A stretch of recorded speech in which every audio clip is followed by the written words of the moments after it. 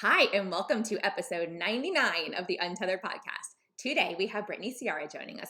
Brittny is a certified orofacial myologist and buteyko breathing educator. Brittny received her degree from the Forsyth School of Dental Hygiene at MCPHS in 2011 and post-grad training in myofunctional therapy through the AOMT and IAOM.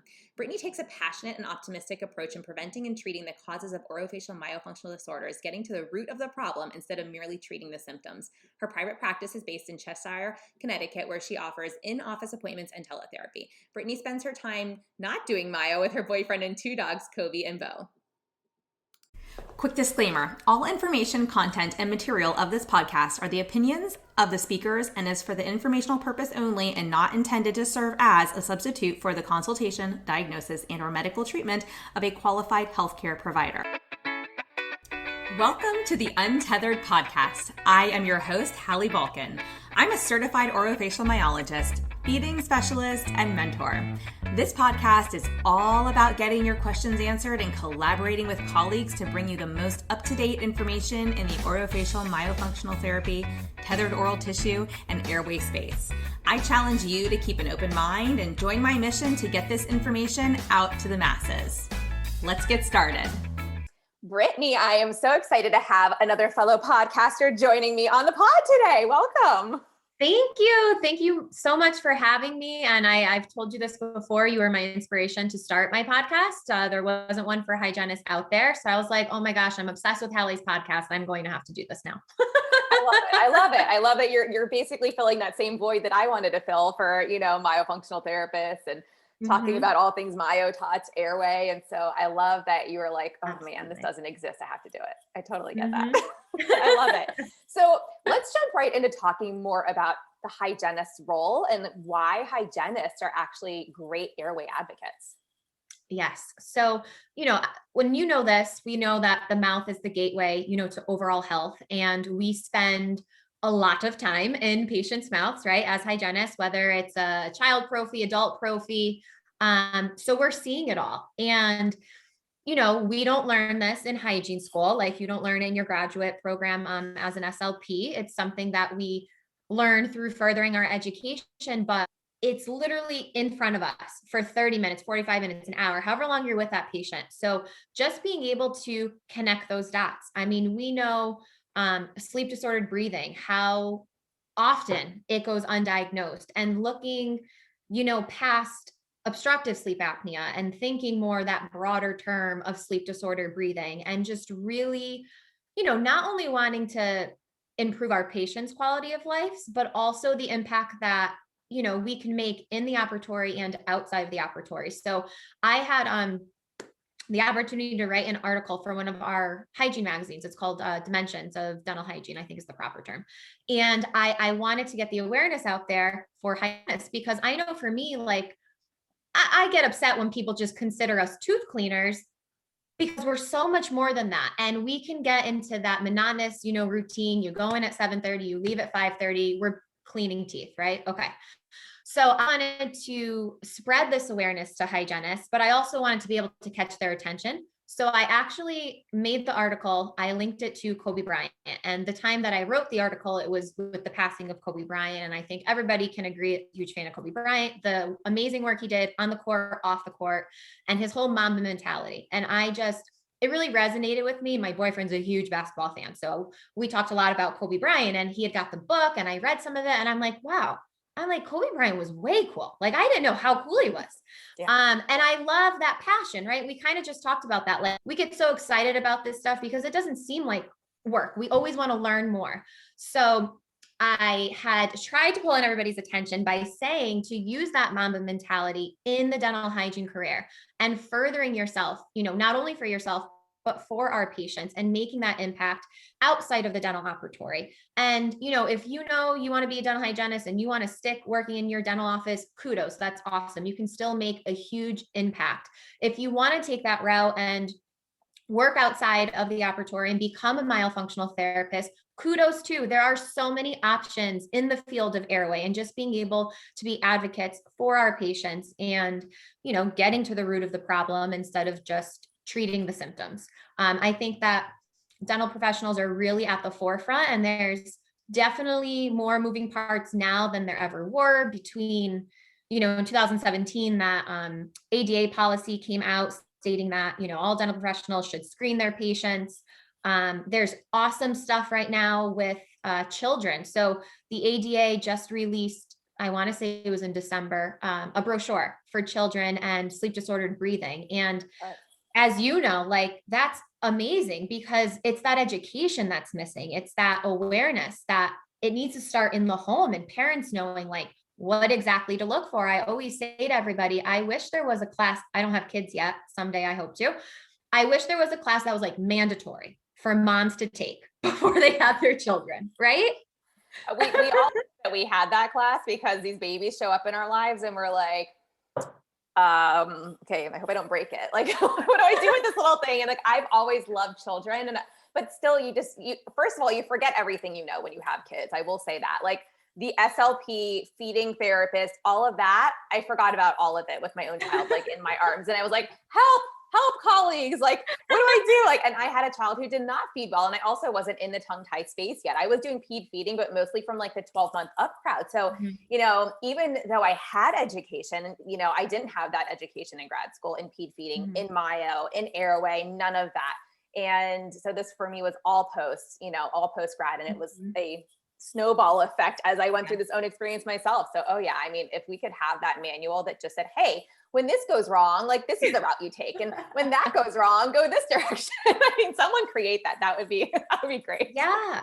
And I just, as a hygienist, we see patients 2, 3, 4 times a year, for their prophy. So we see them quite often versus like you go once a year, to your doctor, as long as you don't have any issues. So being able to get those proper referrals out there, like, so a hygienist understanding the link between airway and speech and being able to make that referral to you guys instead of, it having to be caught in the school or maybe the pediatrician or wherever it's going to get caught. Like how awesome would it be if all of these referrals were getting made, as we know, at the earliest time. And I think that if hygienists just dive in a little bit deeper and educate themselves on all of this, they're going to want more information. I don't know anybody in this field who has gone into it and was like, oh yeah, you know what? That doesn't really interest me. Like, no, we're all like gung ho, like more. We all want more. And again, it could be so simple as to add it into their existing extraoral exam that we already do, just looking at things a little bit differently.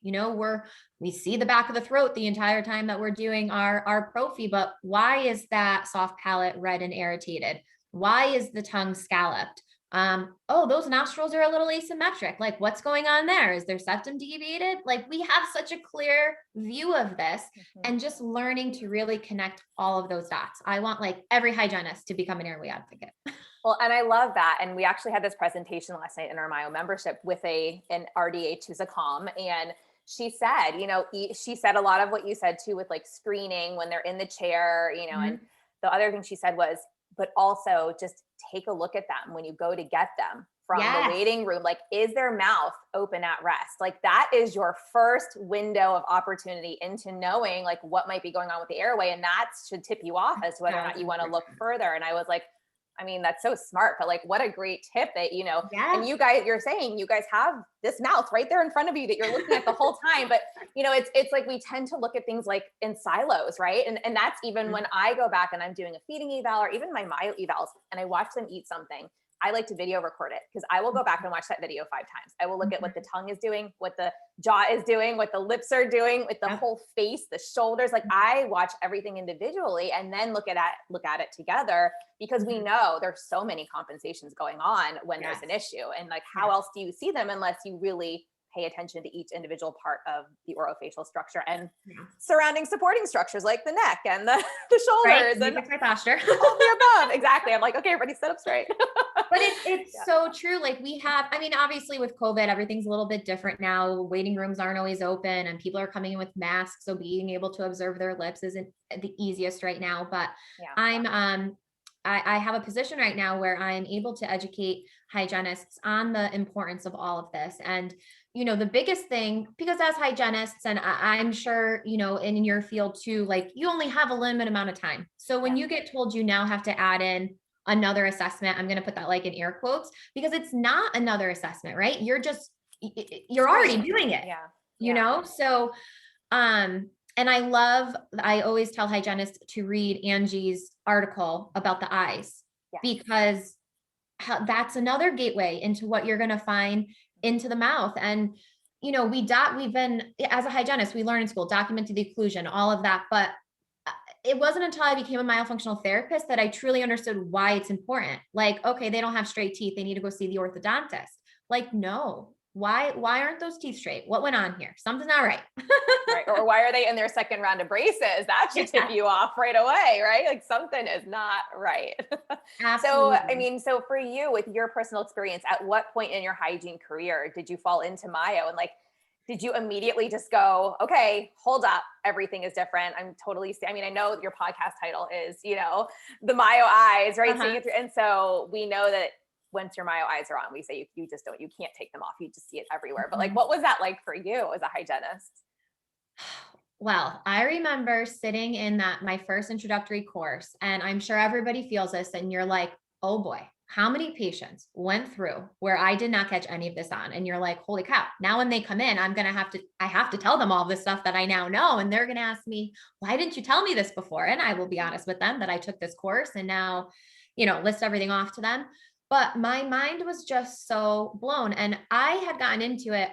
I read one of Joy Muller's articles in RDH, and I always wanted to go back to school to get my master's, but you know, it's expensive obviously. And I knew I didn't want to get out of clinical hygiene. So like having my master's wouldn't really have done that much for me. So when I heard about this, well, the first thing I was like, okay, I never heard about myofunctional therapy. Did I skip class that day? Because this is not resonating with me, and it should be. It's in one of my magazines. And I looked up the course, and it was coming to New York. Like, I think I saw it in February, and that April it was coming to NYU, which then a lot of the courses were like international, or I definitely would have had to hop on a plane. So the fact that I'm in Connecticut, it was coming to NYU, I feel like it was meant to be. And I was like, you know what? I'm doing this. And I don't want to say I didn't have the support of my dentist, because he's very supportive of me as a person, but he never heard of myo. So he had his doubts. And I just was like, no, like I have to do this. I don't care if nothing comes out of it. Like I have to know what this is. I need to learn about it. And I just have to. So I did. And I went and I sat there for those 4 days. And I just was like, oh my gosh, this is what I've been missing. This is what I need. And now here we are, right? 5 years later, and I'm still a student. I'm still learning. And it was literally the best decision I made in my career. That's awesome. And so did you completely disengage from that position and go right into your private practice? Because I know you have your own private practice now. So how did you transition? What was that like? So I didn't at first. I love being a hygienist. I wanted to be a hygienist since I was 7. And I was really lucky. I started working at this office right out of hygiene school. I was 21 when I graduated hygiene school. It was in my hometown. So like generations of families. And I, of course, fell in love with my patients. I was so sad. So at first I was like, there weren't a lot of airway providers in my area. So it wasn't something where I could like just go right into, you know, being a myofunctional therapist as much as I wanted to be. It wouldn't have been there for me. So I did the whole, you know, basically still worked as a hygienist, came home, saw patients on my like day off. I put patients in there, slowly cut back on my hygiene hours. I was so sad when I had to leave my office. They're like my family.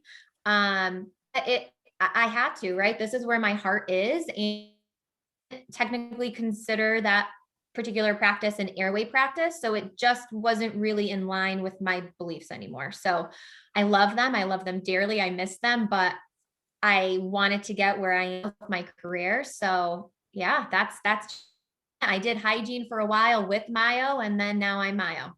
I love it. I love it. Well, I think that that's really cool that you were able to make that shift. And I encourage a lot of business owners, even in my space, or people who want to go into business for themselves. You know, you don't have to cut the cord day one. I mean, obviously read your contracts, know what legal things might be at play, but you can often provide a service that is not offered through your current practice or school system that you're working for. That's different.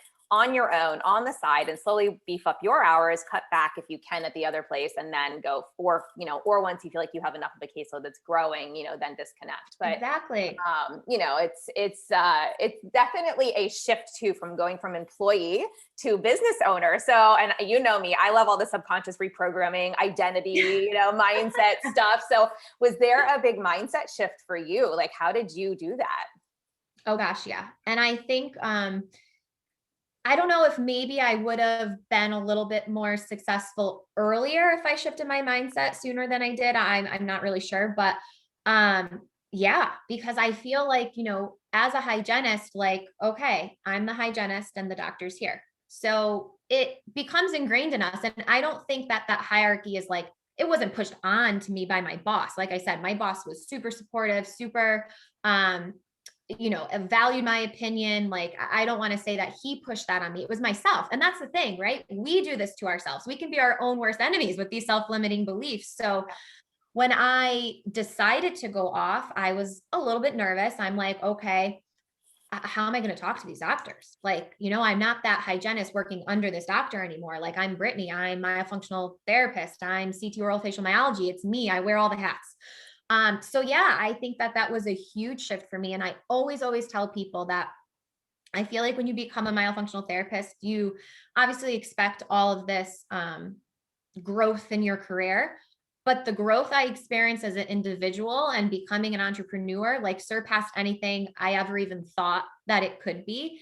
And I'll never forget my first big dinner that I had with multiple doctors. So I had gone to dinner with, it was an oral surgeon, an orthodontist, and 3 general docs. And before that, it's been like maybe lunch with one, coffee with another. And this was like huge. And I was like, oh my God, I was like freaking out. I'm like, what am I going to do if I don't know the answer? What if I don't know what they, I can't tell them what they want to hear. And I'm like, wait, Britt, okay, stop for a second, gather your thoughts. They want to meet with you. They want to know about your specialty. You have this specialty that you can provide to them that nobody else can. And I literally think it was that dinner where like my mindset just shifted. And I was like, all right, I got this. Like, I'm confident. And you know what? We don't have to know the answers to everything. I can politely say, I'm not really sure, but I'm going to get that answer for you. Bing, bang, boom. That's fine. Nobody's, hate you for that or think that you don't know what you're talking about. Everybody loves honesty. And I always tell people, when we talk about mindset, it's something that you have to work on forever. It's like exercising your body. It's not like you work on it for a week and you're set for the rest of your life. Like, no, life happens, things happen. We have days where, I still have days where I'm like, oh, is this really where I should be? And then I'm like, oh yeah, you should be. You're killing it, girl.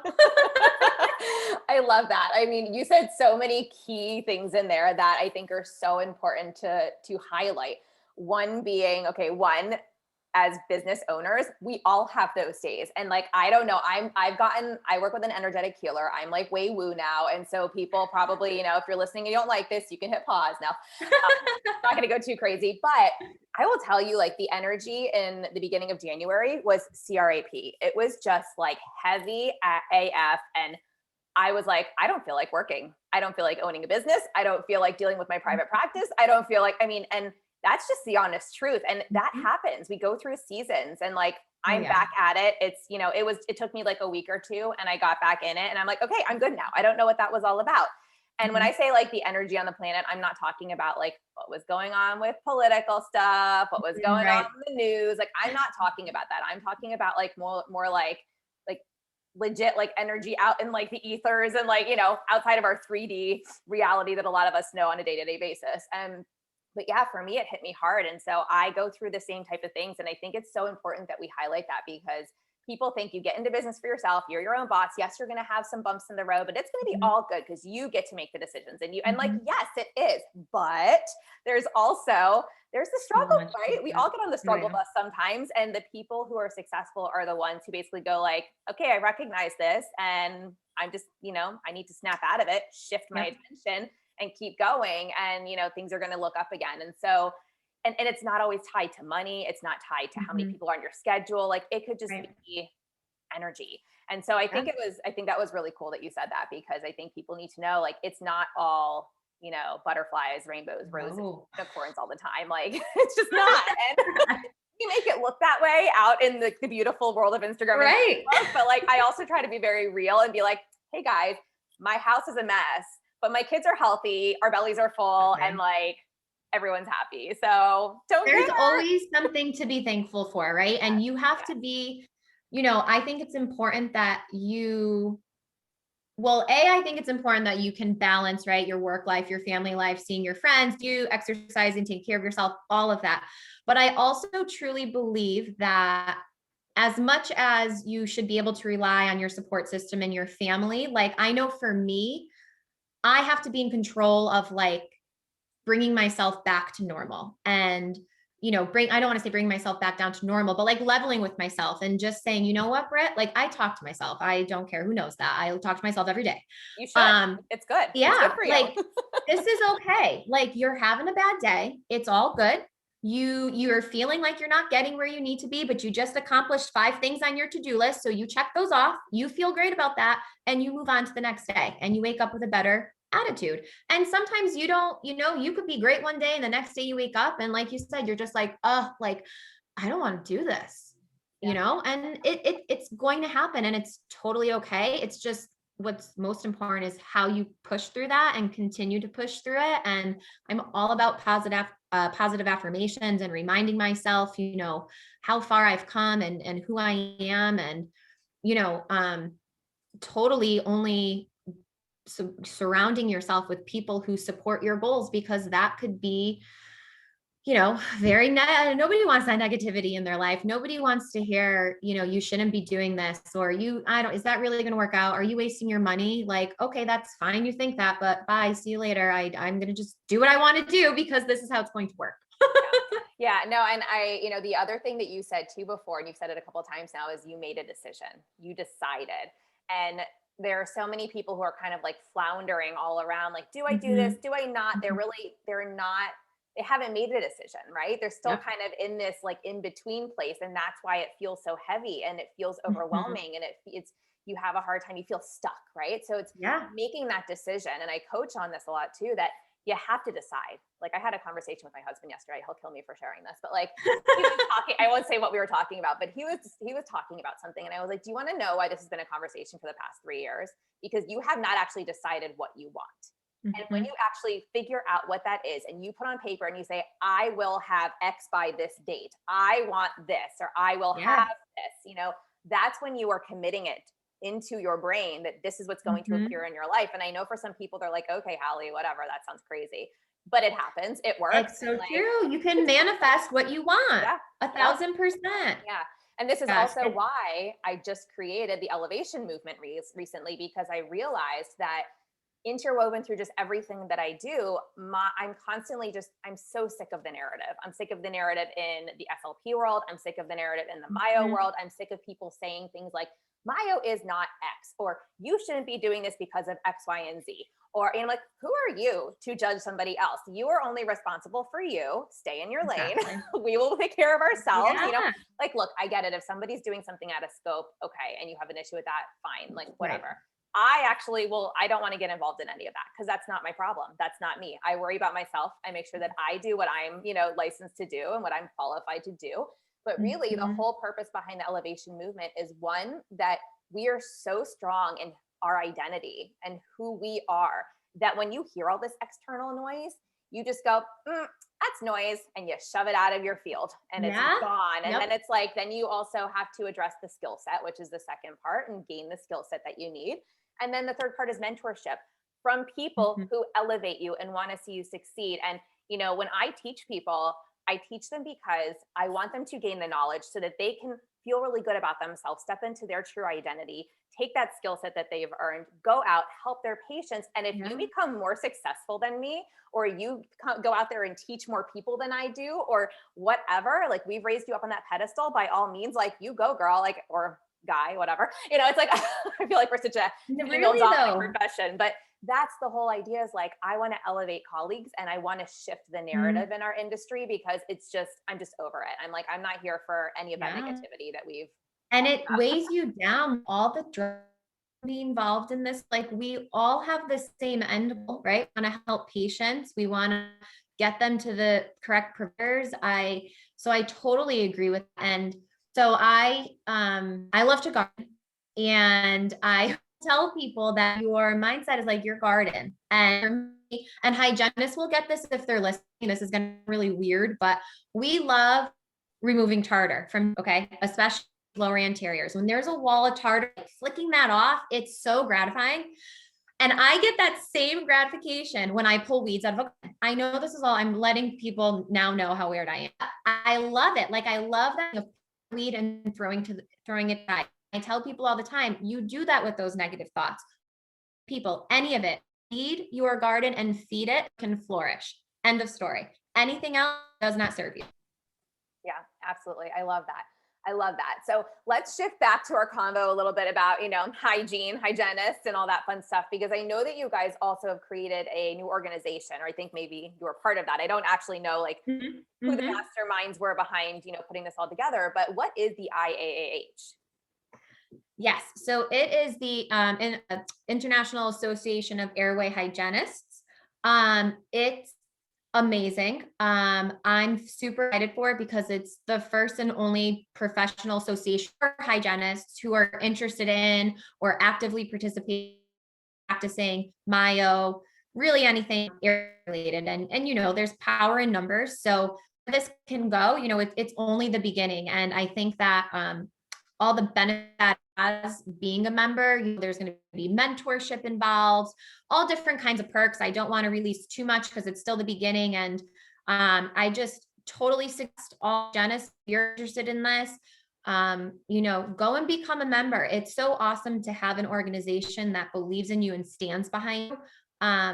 So I'm super excited for it. So yeah, it's International Association of Hygienists. Like we just talked about, we're structured to be employees and we don't really have that business.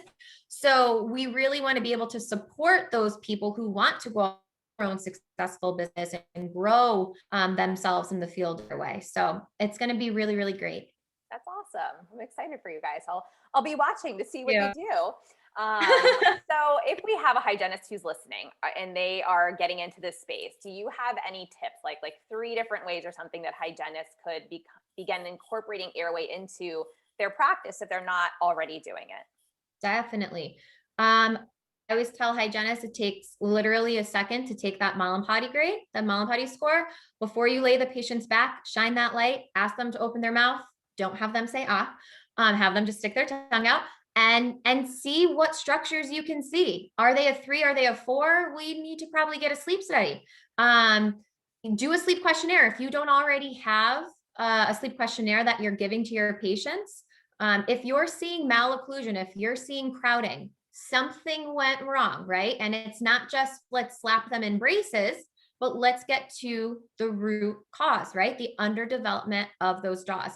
I love listening to Dr. Ben Moralia speak because he will say that how does he say it? The maxilla is the criminal and the mandible is the victim, because in every occlusion, except for class 3, our mandible falls behind our maxilla. So our maxilla traps our mandible. If our maxilla is underdeveloped, our mandible is never going to have the chance to grow.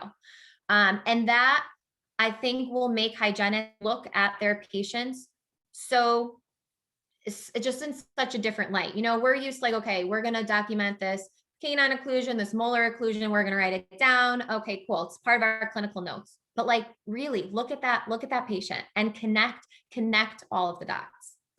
I love that. And it was just last night that Cheryl Schaefer said that the teeth are the victim of the problem. And so I was like, yes. And so when you just talked about the relationship between the jaws, I was like, amazing. I feel like I'm just hearing lots of this conversation all of a sudden. But it's so true. And it's such a great way to highlight it. So thank you. That's awesome. Let's talk about parents for a second. I know we talked about parents a little bit earlier on and how we all wish we had that manual that just told us all the things, but why is it important for parents to educate themselves so they can advocate for their children in this space?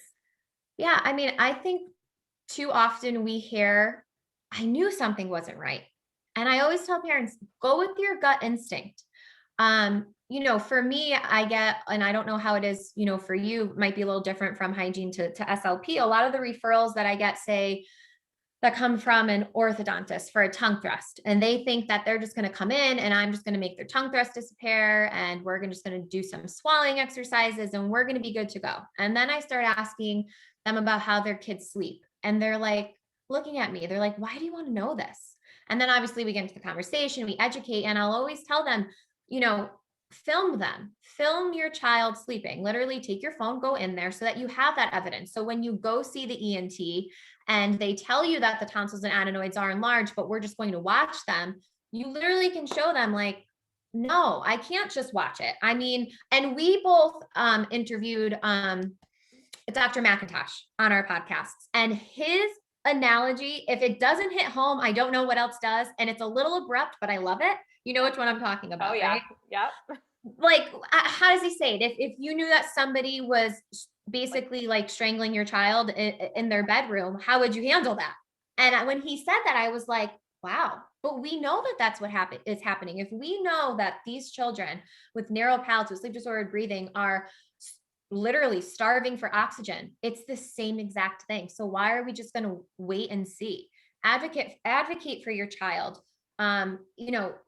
I always just tell your parents, go with your gut instinct. Don't wait for a professional to tell you you're right. Keep going until you get the answer that in your heart is right. Right. No, and I love that, because as parents, we know that something is off. We might not know what is off, but if you have to go to a Facebook group to ask a question and say, is this normal? That should be your first tipping point that maybe it's not. And maybe it's okay to seek, and I think it's great that you're going to the Facebook group and you're asking, because maybe you're going to be connected with the right professional, or at least it'll start you on your journey.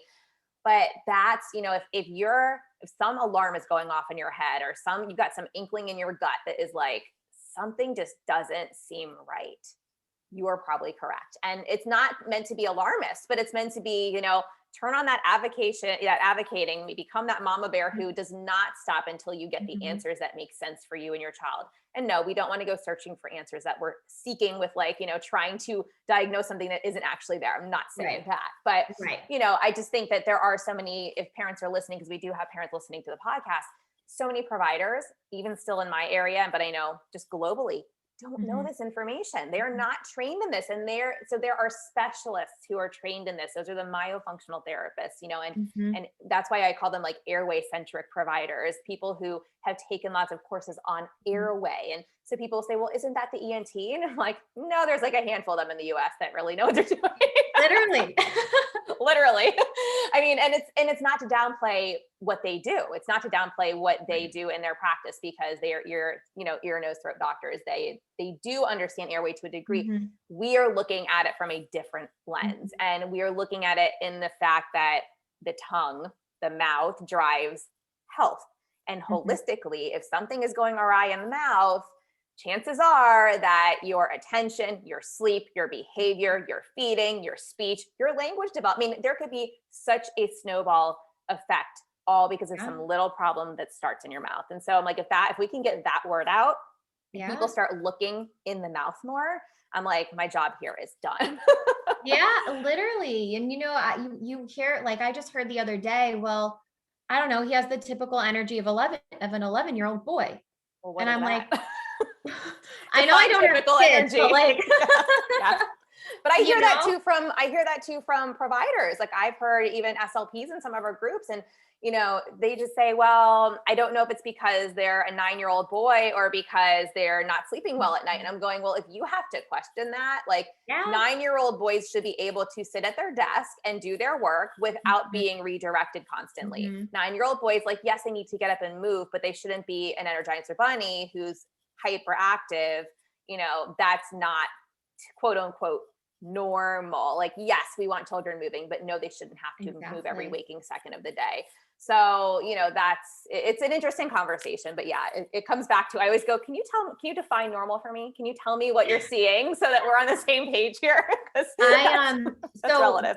During quarantine, I had a bunch of friends or friends of friends, like, all have babies. So I'm 30. So like everybody I know is having a baby. And obviously we see pictures of babies, and what do our eyes see, right? We use our myo eyes and we're like, oh man, that baby's tied. Like that baby's adorable, beautiful, but they're tied. And some of the babies that I saw during that time weren't super close friends of mine where I felt comfortable enough to go out and be like, hey, can you send me a picture of your babies? Let me see the inside of their mouth. But I kind of had a way I was able to go about it because I was interviewing Michelle Emanuel at that time for my podcast. So I reached out to these new mamas and I asked them how everything was going. And if you have any questions, like I'm going to be interviewing this really, really great pediatric OT. And then all of a sudden it started, and it was the painful breastfeeding. Well, I was just told it was normal, like just use a nipple shield, and the thrush and all of this. And I'm like, oh my gosh, no, that's not normal. And the fact that you're getting told it's normal, like it just breaks my heart, but and then they'll just say, like, again, all these moms are like, this should be a class. And I'm like, I know, that's what I keep saying somehow, someday. I mean, it's one of those things that I was told was normal. And I took my daughter, my first child, who's now 5.5, I took her to the pediatrician's office, to their IBCLC in office. So I was like, I feel like I can trust this woman. She works for the pediatrician, because everybody puts, and look, I love our pediatricians, but everybody puts 100% confidence in their pediatricians and will shut off what they hear from other providers. And we need to stop doing that, because pediatricians, while they're wonderful and we need them and we love them and our children thrive because of them, they also are not generally specialists. They're usually generalists, and and they specialize in pediatrics to a certain degree. And some of them do specialize in other things too. So I'm not speaking, I'm not speaking to the whole, but they are not, like, sticking your tongue out or not being able to is not an indicator of whether or not you have a tie. Painful breastfeeding. That drive me bonkers as a hygienist. Right? I'm like, what? No, I don't care that they can stick their tongue out. You're like, so can most tied people. That's not everybody has like a tongue tip tie, that, oh my gosh, that heart-shaped tie. No. So, but then, I was told, well, it's normal. You're a new mom. It's uncomfortable. You have to get used to it. Really, 13 months in, like I stopped at 13 months and I went 13 months with painful, horrible breastfeeding because I was just stubborn. And I was like, nope, we are going to do this. I will pump, I will feed, all the things. It was just one thing after the next, but nobody told me that the fact that like she wouldn't take a bottle, or that she had leakage out of the side was abnormal, or that painful breastfeeding was abnormal. Or, I took her to the IBCLC. She fed beautifully. Like they were like, oh, you're just holding her wrong. Okay, well, it's my fault now, right? I'm holding her wrong. So I reposition her, I hold her, and then what do you know? She feeds beautifully. Do the weighted feed that we're going in like for all the time. Hello, that should also be a red flag. Something is going on here. Weighted feeds needed regularly. And then we go home and it doesn't work. It's like taking your car to the shop, right? I've like used this analogy 3 times this past week where I'm like, it's like you take your car to the shop, it stops making the noise, you drive it off the lot and it starts making it again. And you're like, what gives? I was like, come on, kid. But I felt like I was at a loss. I'm like, well, I went to the professionals that I'm supposed to seek out specifically for this problem. And they're telling me my child's fine and basically saying it's me. So here I am as this new mom, like, all hormonal and everything, like, well, I'm clearly the problem. So I guess I'm just going to have to suck it up and push forward if this is my goal for myself and my child. And that's why I threw myself into treating infants, because I was like, I want no other mom to go through what I went through. Like I was already doing feeding with 12 months plus, but infants were not my specialty. And that's where I was like, okay, here we go down the rabbit hole of all things, infants. And so I started doing that, and then took the myo course. She was 24 months old at that time, came home, looked under her tongue, and I was like, God dang it. If someone would have just released that time, we done some body work, some pre-op, some post-op, like we could have had a very different experience. And like to this day, she's a 5.5-year-old who just got out of an ALF that she was in for a year. So we've grown her palate, which now her airway looks beautiful. She, her tonsils have gone down a lot. We're doing a lot of things to help her, and she's thriving, but it took a lot of work, a lot of money, a lot of energy, a lot of education on my part. Other parents don't know this. They don't know to do these things early. And so, and she's still kind of a picky eater. She's still got some sensory things, it's not severe. and she eats pretty healthy generally, but also doesn't like, meat and poultry or fish. So there's that. But that's a whole other discussion that people who've been listening to the podcast have heard me talk plenty about. But yeah, it's like, that's why I feel for these parents, because I'm like, I was you, I've been there. And it's sad that the narrative is still happening and that we're being told that, oh, that's normal. I just heard last week from a clinic that's local to me that does infant releases, has a chiro, has a lactation consultant, all in-house. That's amazing. The parent messaged me and said, well, I was told that I'm just gonna have to feed my baby with a nipple shield for my entire breastfeeding journey. And I went, wait, what? I was like, hold on. Coming out of a clinic where they're supposed to understand like how to address this, like why didn't they refer you to a pediatric feeding specialist if lactation couldn't help you?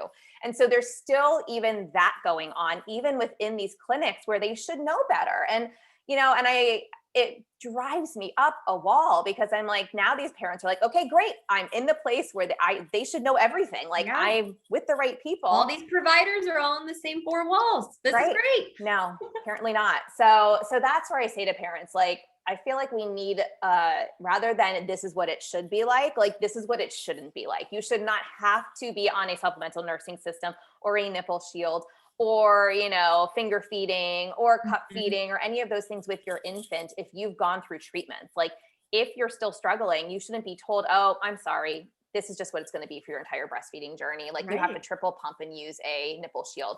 No mom wants to be told that. And that's where I go, where is the feeding therapist on this journey? Like, why are we not talking to them? So, but the same thing can be said for our airway advocates and for Myo. Why are people, kids, teens, adults going into second rounds of orthodontia? Why has nobody looked at or figured out or even asked the question as to why that happened? Usually they go, oh, it's because you didn't wear your retainer.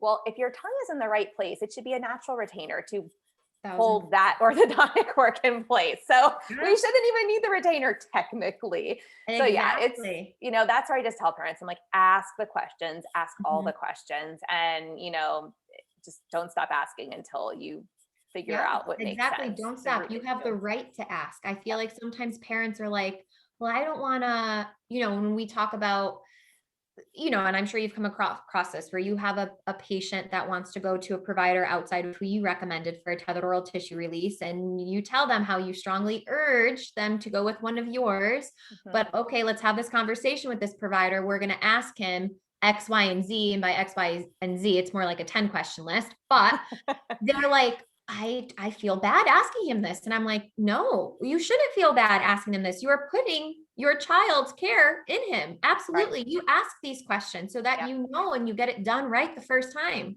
Right. If you don't want to ask, I will. Yeah, right. Exactly. I'm happy to pick up the phone and call their office if you need me to. That's no problem. And usually I get it too, because I think that there is like, kind of like you were talking about initially in your journey of switching over from where you were to where you are now, that, not that somebody basically put you in that position of like, here's the dentist, here's the hygienist, but more so just society kind of dictates that there is this order, right? And like, how dare you, without that same degree as this person, question what they're doing? Well, guess what, guys? I have letters after my name and it's alphabet soup. All of my experience dictates like how good I am as a provider. That is what makes me who I am. It's not the research that's out there. Sorry, folks. It's not the letters after my name. Yes, that gave me an education. And yes, that started me somewhere. But if we don't go out and work with patients and collaborate with other providers, we don't hone our skill set and become specialized. And so arguably the people who are specialized, even once you get there, you need to keep learning. You still need to learn from your colleagues and be open to hearing things that sound different than what you're used to hearing. And also maybe be open to adding in new ways of doing things, because things evolve and things change. And so, when people call me, and I've had people request to be on the podcast that haven't been on the podcast, quite frankly, because I follow energy. And if someone comes to me and they're like holier than thou, I'm like, hard stop. I mean, I want to give everyone access to everyone, right? But at the same time, like if you come to me and you're like, I have this and it's better than everything else out there because I've been doing it for this many years and like, nobody else has what I have. I'm like, I mean, by all means, like go promote yourself out there and have fun with it. But like just that attitude alone, I'm like, Not in line with where I'm at. No. I'm like, this is not in alignment with what we do here at the Untethered podcast. Sorry. Yeah, exactly. But yeah, no, I think that like to kind of, pull it all back together, advocate for your kiddos, advocate for yourself. Cause a lot of our parents, it's either one way or the other. They bring their kid and realize they have the issue too, or they come for themselves and then go, I think my child has this problem. And it becomes that journey. And so advocate, because at the end of the day, like we've said so many times today, like it's all about not just surviving, but actually thriving, right? Having optimal health. And I think that the biggest thing that we can, end with is that so many patients don't even realize what they're missing out on until they graduate from a myofunctional therapy program, or maybe they've had their palate expanded or grown, in all dimensions, or they've, had that lingual release or whatever their care plan is. They go, holy cow, I had no clue what I was missing, and like how much more I am now thriving every day, like on a day-to-day basis. And it's just that for me is what's life-changing and why I love the work that we do. So, I'll turn it back over to you in case you want to add any last thoughts, but I just think that's just so important. 1,000%. And to, like you said, kind of circle back to what we started off with, talking about why, I think hygienists are such at the forefront for this. I just am going to strongly urge, and I would appreciate if every hygienist listening, take just one, it could be an hour CEU that has to do with Airway, just one. And then I want you to tell me if you're going to take more. Yeah. Like once your eyes are open, you're like, oh no, I can't stop. Like down the rabbit hole we go.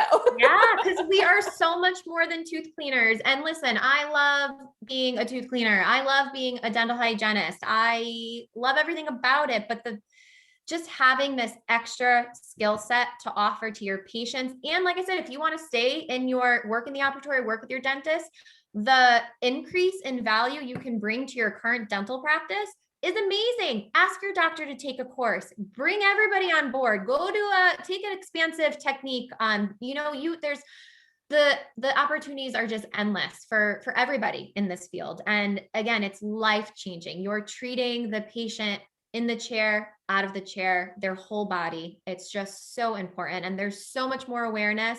Oh, that's one thing that I wanted to actually, which we can end with, that I had printed. Dr. Steve Carsonson, who I talked about, he is doing a lot of work with the ADA right now, like I said, for children and sleep disordered breathing. But I read a quote from him in an article a couple weeks ago, and I just loved it. So I'm going to read that if that's okay with you. Yeah, please.